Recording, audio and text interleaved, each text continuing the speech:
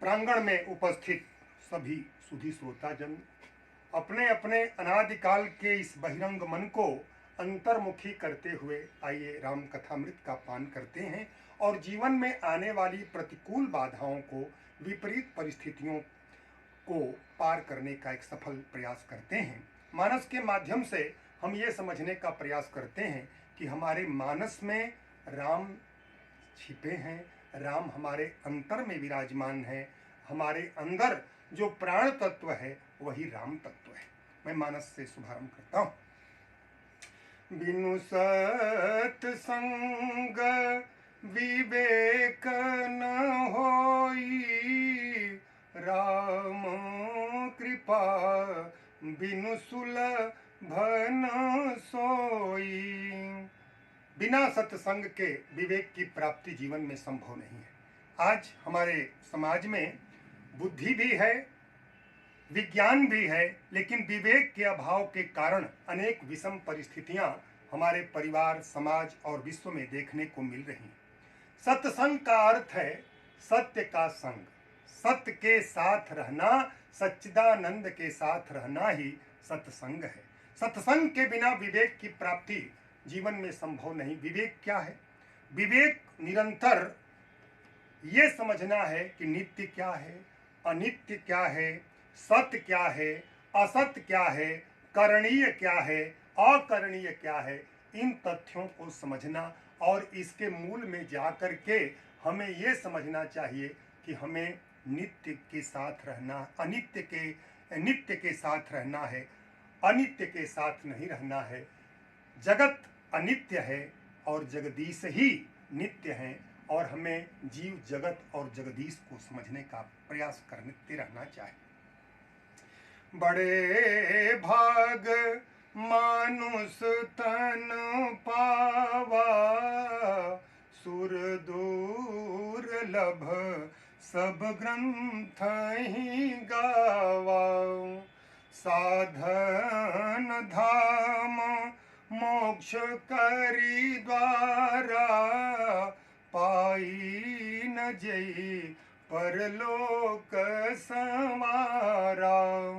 सो परत्र दुख पावई, सिर धुनि धुनि पछताहि। कालहि कर्महि ईश्वरहि, मिथ्या दोष लगाए। शास्त्रों ने मानव शरीर को बड़ा दुर्लभ बताया है। दुर्लभो मानुषो देहो, मानव का शरीर बड़ा दुर्लभ है। कारण क्या है कि प्रकृति के कुछ सिद्धांत होते हैं। अगर प्रकृति ने जिस शरीर को बना दिया, उस शरीर का अतिक्रमण कोई भी जीव नहीं कर सकता है। जैसे कुकर सुकर का जन्म पा करके जीव प्रकृति से बद्ध हो जाता है, उससे अलग नहीं हो सकता। और जैसा प्रकृति चाहती है वैसा ही वो शरीर करता है। लेकिन यह मानव शरीर ऐसा है जिसमें प्रकृति को भी अलग करके, प्रकृति से हट करके और परमात्मा तत्व में जाने की क्षमता इस मानव शरीर में है। इसलिए बड़े भाग्य से इसकी प्राप्ति होती है, क्योंकि मानव के अंदर इस बात की क्षमता है कि वह जीव, जगत और जगदीश को समझ सकता है। जीव क्या है, जगत क्या है और जगदीश क्या है। जीव और जगदीश के बीच में जगत आ जाने के कारण जीव अपने सहज स्वरूप का बोध नहीं कर पाता है और वह अपने परमात्मा तत्व से, मूल से हट जाता है और यही दुख का कारण है।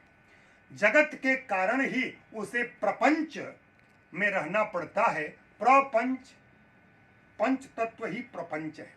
क्षितिजल पावक गगन समीरा, ये जो प्रपंच है यही पंच तत्व हैं। इन्हीं में जीवन लिपटा रहता है और व्यक्ति समझ नहीं पाता है कि इन पंच तत्वों के शरीर में बद्ध होकर के केवल देह जगत में जीता है, विदेह जगत में नहीं जीता। और जब तक विदेह में रमण नहीं करेगा तब तक उसके जीवन में मुक्ति नहीं मिलने वाली।